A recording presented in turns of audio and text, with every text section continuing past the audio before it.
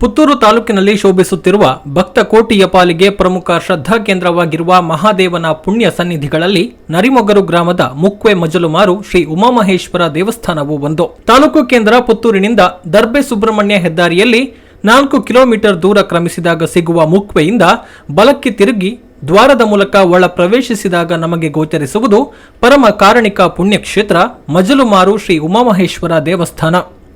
ನರಿಮೊಗರು ಗ್ರಾಮದ ಏಕೈಕ ದೇವಸ್ಥಾನ ಜೊತೆಗೆ ಗ್ರಾಮ ದೇವಸ್ಥಾನವೂ ಆಗಿರುವ ಈ ಪುಣ್ಯ ತಾಣದಲ್ಲಿ ಈಗ ಬ್ರಹ್ಮ ಕಲಶೋತ್ಸವದ ಸಂಭ್ರಮ. ಮುಕ್ವೆ ಶ್ರೀ ಮಜಲುಮಾರು ಕ್ಷೇತ್ರಕ್ಕೆ 800 ವರ್ಷಗಳಿಗೂ ಅಧಿಕ ಪ್ರಾಚೀನ ಇತಿಹಾಸವಿದೆ. ಸ್ಥಳ ಪುರಾಣದಂತೆ ಖರಾಸುರನೆಂಬ ರಾಕ್ಷಸ 2 ಬಾಹುಗಳಲ್ಲಿ ಹಾಗೂ ನಾಲಗೆಯಲ್ಲಿ ಸ್ಥಾಪಿಸಿದ 3 ಲಿಂಗಗಳಲ್ಲಿ ಶ್ರೀ ಉಮಾಮಹೇಶ್ವರ ಲಿಂಗವು ಒಂದು ಎನ್ನುವ ಐತಿಹ್ಯವಿದ್ದು, ದೇವಾಲಯವು ಉನ್ನತವಾದ ದಿಬ್ಬವೊಂದರ ಮೇಲೆ ಪೂರ್ವಾಭಿಮುಖವಾಗಿ ನಿರ್ಮಿತವಾಗಿದೆ. ಉಮಾಮಹೇಶ್ವರರು ಜೊತೆಯಾಗಿ ಅನುಗ್ರಹಿಸುವ ಅಪೂರ್ವ ಕ್ಷೇತ್ರ ಇದಾಗಿದೆ. ದೊರಕಿರುವ ಆಧಾರಗಳ ಪ್ರಕಾರ ಈ ದೇವಾಲಯ ಹಲವು ಬಾರಿ ಪುನರ್ ನಿರ್ಮಿತವಾಗಿದೆ. ಶಿವಲಿಂಗ, ಪಾಣಿಪೀಠ, ಧ್ವಜಸ್ತಂಭ ಹಾಗೂ ಆನೆಕಲ್ಲುಗಳು ಬೇರೆ ಬೇರೆ ಕಾಲಘಟ್ಟದ್ದಾಗಿದೆ. ಆನೆಕಲ್ಲಿನಲ್ಲಿ ಕೆತ್ತಿರುವ ವ್ಯಾಲ ಮೃಗದ ಕೆತ್ತನೆ ಅಲಂಕಾರಿಕವಾಗಿದ್ದು, ಆಭರಣಗಳು ಹೊಯ್ಸಳ ಕಾಲದ ಕೆತ್ತನೆಯಾಗಿರುವುದರಿಂದ ಅಂದಾಜು ದೇವಾಲಯ ನಿರ್ಮಾಣದ ಕಾಲ ಕ್ರಿಸ್ತಶಕ 13 ಅಥವಾ 14ನೇ ಶತಮಾನ ಎಂದು ಊಹಿಸಲಾಗಿದೆ. ಮಜಲುಮಾರು ಕ್ಷೇತ್ರ ಉಮಾಮಹೇಶ್ವರರು ಜೊತೆಯಾಗಿ ಅನುಗ್ರಹಿಸುವ ಅಪೂರ್ವ ಕ್ಷೇತ್ರ. ಮಾಂಗಲ್ಯ ಭಾಗ್ಯ ಕರುಣಿಸುವ ಪಾರ್ವತಿ ಸ್ವಯಂವರ ಪೂಜೆಗೆ ಮಜಲುಮಾರು ಕ್ಷೇತ್ರವು ದಕ್ಷಿಣ ಕನ್ನಡ ಜಿಲ್ಲೆಯಲ್ಲೇ ಪ್ರಸಿದ್ಧಿ ಪಡೆದಿದೆ.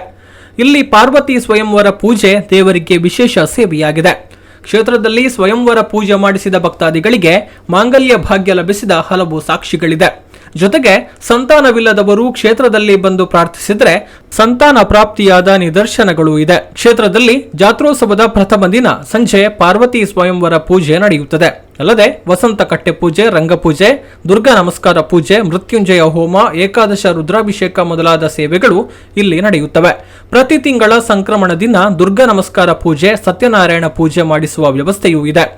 ಬೆಳಗ್ಗೆ ಮಧ್ಯಾಹ್ನ ನಿತ್ಯ ಪೂಜೆ ನಡೀತಾ ಇದ್ದು, ಪ್ರತಿ ಸಂಕ್ರಮಣದಂದು ಬಲಿವಾಡು ಕೂಟವೂ ನಡೆಯುತ್ತದೆ. ಗರಿಕೆ ಹೋಮ, ಅಪ್ಪ ಸೇವೆ, ಗಣಪತಿ ಹೋಮ, ದುರ್ಗಾ ನಮಸ್ಕಾರ ಪೂಜೆ, ಸ್ವಯಂವರ ಪೂಜೆ, ಮೃತ್ಯುಂಜಯ ಹೋಮ, ರಂಗಪೂಜೆ, ಏಕಾದಶ ರುದ್ರಾಭಿಷೇಕ ಮುಂತಾದ ವಿಶೇಷ ಸೇವೆಗಳನ್ನು ಮಾಡಿಸಲು ಅವಕಾಶವಿದೆ. ಪ್ರತಿ ವರ್ಷ ಪುತ್ತೂರು ಸೀಮೆಯ ಅಧಿಪತಿ ಶ್ರೀ ಮಹಾಲಿಂಗೇಶ್ವರ ದೇವರ ಅವಭೃತ ಸವಾರಿ ಇಲ್ಲಿಗೆ ಚಿತ್ತೈಸಿ ವಿಶ್ರಾಂತಿ ಪಡೆದು ತೆರಳುತ್ತಿರುವುದು ಈ ಕ್ಷೇತ್ರದ ಮಹತ್ವವನ್ನು ಹೆಚ್ಚಿಸಿದೆ. ಉಮಾಮಹೇಶ್ವರ ಸೇವಾ ಟ್ರಸ್ಟ್ ರಿಜಿಸ್ಟರ್ಡ್ ಎನ್ನುವ ಊರವರ ವಿಶ್ವಸ್ತ ಮಂಡಳಿಯಿಂದ ನಡೆಸಲ್ಪಡುವ ಈ ದೇವಾಲಯ 2009ರಿಂದ ದೃಢವಾದ ಹೆಜ್ಜೆಗಳನ್ನು ಇಡುತ್ತಾ ಬೆಳೆದು ನಿಂತಿದೆ. ಕ್ಷೇತ್ರದಲ್ಲಿ ಈ ಹಿಂದೆ 2009ರ ಏಪ್ರಿಲ್ನಲ್ಲಿ ಬ್ರಹ್ಮ ಕಲಶೋತ್ಸವ ನಡೆದಿದ್ದು, ಇದೀಗ 14 ವರ್ಷಗಳ ಬಳಿಕ ಮತ್ತೆ ಅಷ್ಟಬಂಧ ಬ್ರಹ್ಮ ಕಲಶೋತ್ಸವಕ್ಕೆ ವ್ಯವಸ್ಥೆಗಳು ಸಿದ್ಧವಾಗಿದೆ.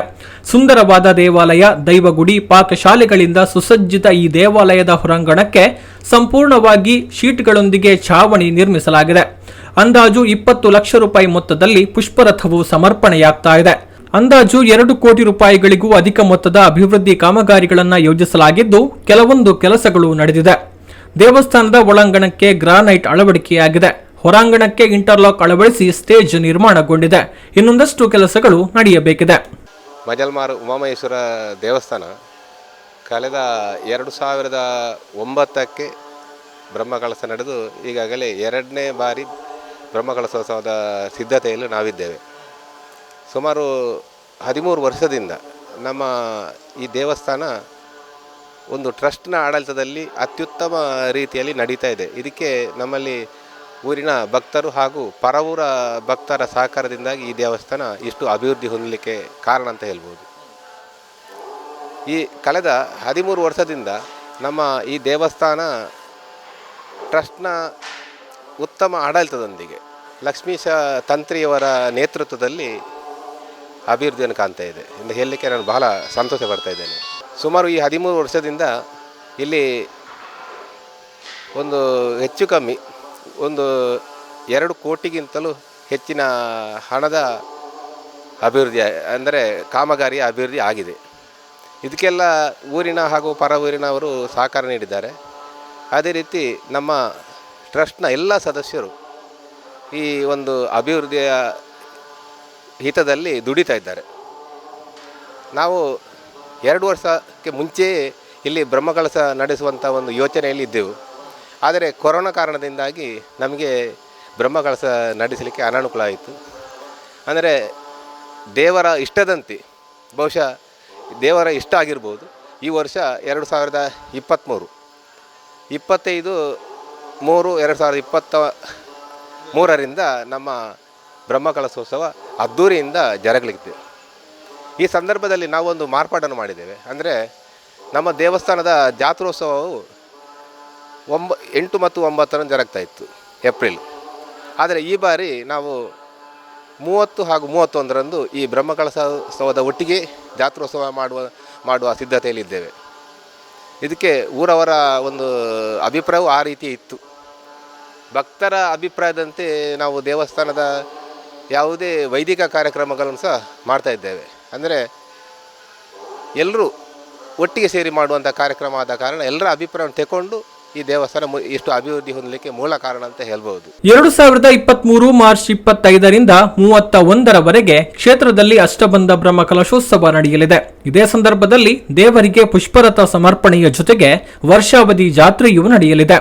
ಪ್ರತಿಷ್ಠಾ ಬ್ರಹ್ಮಕಲಶೋತ್ಸವ ಹಾಗೂ ದೇವಳದ ಅಭಿವೃದ್ಧಿ ಕಾರ್ಯಗಳಿಗೆ ಈಗಾಗಲೇ ಊರ ಪರವೂರ ಭಕ್ತಾದಿಗಳಿಂದ ಉತ್ತಮ ಸ್ಪಂದನೆ ಸಿಗ್ತಾ ಇದೆ. ಇನ್ನೂ ಒಂದಷ್ಟು ಆರ್ಥಿಕ ನೆರವು ದೊರೆತರೆ ಎಲ್ಲ ಕೆಲಸ ಕಾರ್ಯಗಳು ಶೀಘ್ರವಾಗಿ ನಡೆಯಲಿದೆ.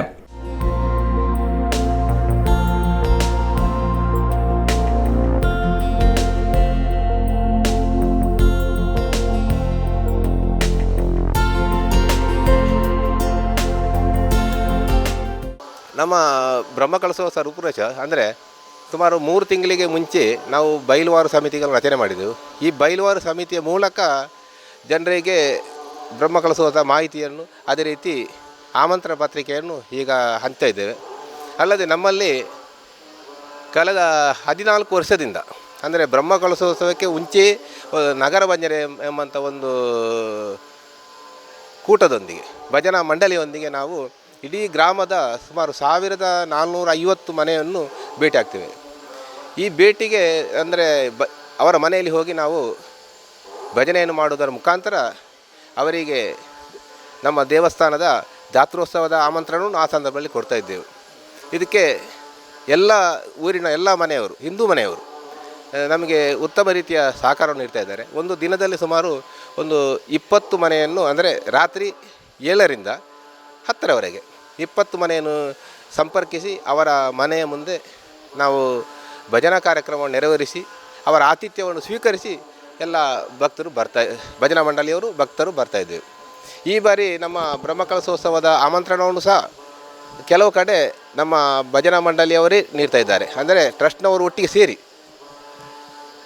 ಅದೇ ರೀತಿ ನಾವು ಈ ಬ್ರಹ್ಮಕಲಶೋತ್ಸವ ಆಚರಿಸುವುದಕ್ಕೆ ನಮಗೆ ಸುಮಾರು ಹೆಚ್ಚು ಕಮ್ಮಿ 1 ಕೋಟಿ ಖರ್ಚು, ಅಂದರೆ ಇಲ್ಲಿ ಅಭಿವೃದ್ಧಿಗೆ ಎಲ್ಲ ಸೇರಿ 1 ಕೋಟಿ ಖರ್ಚಾಗ್ಬೋದಂತ ನಾವು ಅಂದಾಜು ಮಾಡಿದ್ದೇವೆ. ಈಗಾಗಲೇ ಸುಮಾರು 30 ಲಕ್ಷದ ಅಂದಾಜು ನಮ್ಮ ಖರ್ಚು ವೆಚ್ಚ ಆಗಿದೆ. ಇನ್ನು ಉಳಿದಂಥ ಖರ್ಚು ವೆಚ್ಚಗಳು ನಮ್ಮ ಬ್ರಹ್ಮಕಲಶದ ಸಮಯದಲ್ಲಿ ನಮಗೆ ಸರಿದೂಗಬಹುದು ಎಂಬಂಥ ಒಂದು ಭರವಸೆ ನಮಗೆ ಇದೆ. ಅಂದರೆ ಇಲ್ಲಿ ಯಾವುದೇ ಅಭಿವೃದ್ಧಿ ಮಾಡಿದರೂ ದೇವರು ಭಕ್ತರ ಮೂಲಕ ನಮಗೆ ಅದನ್ನು ಕೊಡ್ತಾರೆ. ದೇವರಿಗೆ ಭಕ್ತರು ನೀಡುವಂಥ ದೇವರು ನೀಡುವಂಥ ಆಶೀರ್ವಾದವನ್ನು ಪಡ್ಕೊಂಡು ದೇವಸ್ಥಾನದ ಅಭಿವೃದ್ಧಿಗೆ ಭಕ್ತರು ತಮ್ಮ ಆರ್ಥಿಕ ಮನ ಧನಗಳಿಂದ ಸಹಕಾರ ನೀಡ್ತಾ ಇದ್ದಾರೆ. ಈ ಬಾರಿ ನಮ್ಮ ದೇವಸ್ಥಾನದ ಒಳಾಂಗಣಕ್ಕೆ ಗ್ರಾನೈಟ್ ಅಳವಡಿಸುವಂಥ ಕೆಲಸ, ಅದೇ ರೀತಿ ನಮ್ಮ ದೇವಸ್ಥಾನದ ಹೊರಾಂಗಣದಲ್ಲಿ ಇಂಟರ್ಲಾಕ್ ಅಳವಡಿಸಿ ಒಂದು ಸ್ಟೇಜನ್ನು ಸಹ ನಿರ್ಮಾಣ ಮಾಡಿದ್ದೇವೆ. ಇನ್ನು ಮುಂದಕ್ಕೆ ಬ್ರಹ್ಮಕಲಶ ಮುಗಿದ ನಂತರ ನಾವು ನಮ್ಮ ಈ ಇಂಟರ್ಲಾಕ್ ಅಳವಡಿಸಿದ ಭಾಗಕ್ಕೆ ಶಾಶ್ವತ ಸೀಟ್ನ ಚಪ್ಪರವನ್ನು ಮಾಡುವಂಥ ಒಂದು ಆಲೋಚನೆ ಇಟ್ಟಿದ್ದೇವೆ. ಅದೆಲ್ಲ ದೇವರ ಅನುಗ್ರಹ, ಅವರ ಅನುಗ್ರಹ ಇದ್ದರೆ ಖಂಡಿತವಾಗಿಯೂ ಅದು ನೆರವೇರುತ್ತದೆ. ಅಂದರೆ ಮದುವೆ ಇನ್ನಿತರ ಕಾರ್ಯಕ್ರಮಗಳು ಆ ಸ್ಟೇಜಿನಲ್ಲಿ ಆಗಬೇಕೆಂಬಂಥ ಒಂದು ಅಭಿಪ್ರಾಯ ಊರವರದು ಮತ್ತು ನಮ್ಮ ಟ್ರಸ್ಟ್ನ ಅಭಿಪ್ರಾಯ ಆಗಿದೆ. ಈ ಮೂಲಕ ಸಮಾಜಕ್ಕೆ ಶಾಂತಿ ಸುಭಿಕ್ಷೆ ನೀಡುವ ಮಹಾದೇವನ ಮಹಾಲಯ ಸರ್ವ ಸೌಲಭ್ಯಗಳಿಂದ ಕಂಗೊಳಿಸಲಿದೆ. ಮಾತ್ರವಲ್ಲ, ಸಮಸ್ತ ಭಕ್ತ ಕೋಟಿಗೆ ಅನುಗ್ರಹ ನೀಡುವ ಪುಣ್ಯ ತಾಣವಾಗಿ ಕಂಗೊಳಿಸಲಿದೆ. ಯತೀಶ್ ಉಪ್ಪಳಿಗೆ ಸಮದ್ ಜೊತೆಗೆ ಗೌತಮ್ ಶೆಟ್ಟಿ, ಸುದ್ದಿ ನ್ಯೂಸ್, ಪುತ್ತೂರು.